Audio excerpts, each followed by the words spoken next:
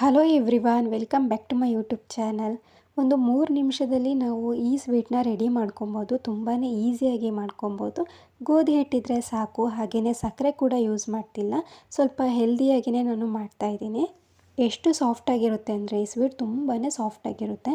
ನೀವು ಒಂದ್ಸಲ ಟ್ರೈ ಮಾಡಿ. ಈ ವಿಡಿಯೋನ ಪೂರ್ತಿಯಾಗಿ ನೋಡಿ. ನಿಮಗೂ ಕೂಡ ಈ ರೆಸಿಪಿ ಇಷ್ಟ ಆಗುತ್ತೆ.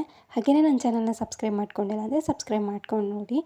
ಮೊದಲಿಗೆ ಒಂದು ಪ್ಯಾನನ್ನು ಸ್ಟವ್ ಮೇಲೆ ಇಟ್ಕೊಂಡ್ಬಿಟ್ಟು ನಾನು ಇವಾಗ ಯಾವ ಕಪ್ ತೋರಿಸ್ತಾ ಇದ್ದೀನಿ ನೋಡಿ, ಅದೇ ಕಪ್ಪಲ್ಲಿ 2 ಕಪ್ ಆಗೋವಷ್ಟು ಗೋಧಿ ಹಿಟ್ಟನ್ನು ಹಾಕ್ಕೊಳ್ತಾ ಇದ್ದೀನಿ. ಇವಾಗ ಗೋಧಿ ಹಿಟ್ಟನ್ನು ಹಾಕ್ಕೊಂಡ್ಬಿಟ್ಟು ಮೀಡಿಯಮ್ ಫ್ಲೇಮಲ್ಲಿ ಇದನ್ನು ಚೆನ್ನಾಗಿ ಹುರ್ಕೊಬೇಕು. ಲೈಟಾಗಿ ಇದು ಸ್ವಲ್ಪ ಕಲರ್ ಚೇಂಜ್ ಆಗಬೇಕು, ಅಲ್ಲಿವರೆಗೂ ಇದನ್ನು ಹುರ್ಕೊಳ್ಳಿ. ಮೀಡಿಯಮ್ ಫ್ಲೇಮಲ್ಲೇ ಹುರ್ಕೊಬೇಕಾಗುತ್ತೆ. ಹೈ ಫ್ಲೇಮಲ್ಲಿ ಇಟ್ಕೊಂಡ್ಬಿಟ್ರೆ ಫುಲ್ಲು ಸುಟ್ಟೋಗ್ಬಿಡುತ್ತೆ. ಹಾಗಾಗಿ ಮೀಡಿಯಮ್ ಫ್ಲೇಮಲ್ಲಿ ಇದನ್ನು ಫ್ರೈ ಮಾಡ್ಕೊಬೇಕು. ಇದನ್ನು 1 ನಿಮಿಷ ಕಂಟಿನ್ಯೂಸ್ ಆಗಿ ನಾವು ಕೈ ಬಿಡ್ತೇನೆ ಇದನ್ನು ಚೆನ್ನಾಗಿ ಹುರ್ಕೊಬೇಕಾಗುತ್ತೆ. ಮೀಡಿಯಮ್ ಫ್ಲೇಮಲ್ಲೇ ಇದನ್ನು ಚೆನ್ನಾಗಿ ಫ್ರೈ ಮಾಡ್ಕೊಬೇಕು. ಇವಾಗ ಸ್ವಲ್ಪ ಕಲರ್ ಚೇಂಜ್ ಆಗಿರುತ್ತೆ, ಜಾಸ್ತಿ ಏನು ಬೇಡ. ಸ್ವಲ್ಪ ಕಲರ್ ಚೇಂಜ್ ಆದಮೇಲೆ ಇದಕ್ಕೆ ಅರ್ಧ ಕಪ್ ಹಾಕುವಷ್ಟು ತುಪ್ಪನ ಹಾಕ್ಕೊಳ್ತಾ ಇದ್ದೀನಿ. ಯಾವ ಕಪ್ಪಲ್ಲಿ ಗೋಧಿ ಹಿಟ್ಟು ಹಾಕ್ಕೊಂಡಿದ್ದೆ ನೋಡಿ, ಅದೇ ಕಪ್ಪಲ್ಲಿ ಅರ್ಧ ಕಪ್ ಆಗುವಷ್ಟು ತುಪ್ಪನ ಹಾಕ್ಕೊಂಡ್ಬಿಟ್ಟು ಮತ್ತೆ ಇದನ್ನು ಚೆನ್ನಾಗಿ ಹುರ್ಕೊಬೇಕು. ತುಪ್ಪ ಹಾಕಿ ಹುರ್ಕೊಬೇಕಾದ್ರೆ ಮತ್ತೆ ಕಲರ್ ಸ್ವಲ್ಪ ಚೇಂಜ್ ಆಗ್ತಾ ಬರುತ್ತೆ.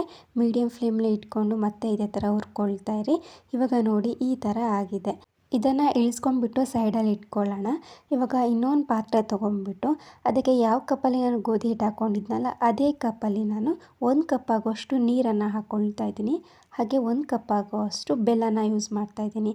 1 ಕಪ್ ನೀರು 1 ಕಪ್ ಬೆಲ್ಲನ ಹಾಕ್ಕೊಂಡ್ಬಿಟ್ಟು ಅದನ್ನು ಕುದಿಸ್ಕೊಬೇಕಾಗುತ್ತೆ. ಲೈಟಾಗಿ ಪಾಕದ ಥರ ಬಂದರೆ ಸಾಕು. ಇವಾಗ ತೋರಿಸ್ತಾ ಇದ್ದೀನಿ ನೋಡಿ, ಒಂದು ಎಳೆ ರೀತಿಯಲ್ಲಿ ಬಂದರೆ ಸಾಕಾಗುತ್ತೆ. ಇದು ಕರೆಕ್ಟಾಗಿ ಆಗಿದೆ ಅಂತ.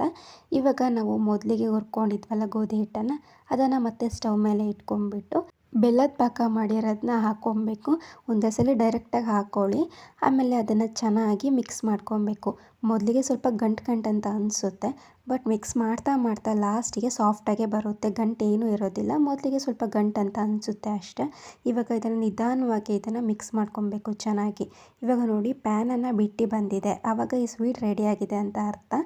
ಇವಾಗ ನಾನು ತೋರಿಸ್ತಾ ಇದ್ದೀನಿ ನೋಡಿ, ಸ್ವಲ್ಪ ಕೈಯಲ್ಲಿ ತೊಗೊಂಡು ಈ ರೀತಿ ಉಂಡೆ ಮಾಡ್ಕೊಳ್ತಿದ್ರೆ ಕೈಗೆ ಅಂಟೋದಿಲ್ಲ. ಆವಾಗ ಇದು ಪರ್ಫೆಕ್ಟಾಗಿ ಆಗಿದೆ ಅಂತ. ಚೂರು ಅಂಟಲಿಲ್ಲ, ನೀವೇ ನೋಡಿ. ಇವಾಗ ಪ್ಲೇಟಿಗೆ ಹಾಕ್ಕೊಂಡು ನಿಮಗೆ ಯಾವ ಥರ ಶೇಪಲ್ಲಿ ಬೇಕೋ ಆ ಥರ ಕಟ್ ಮಾಡ್ಕೊಳ್ಳೋದು.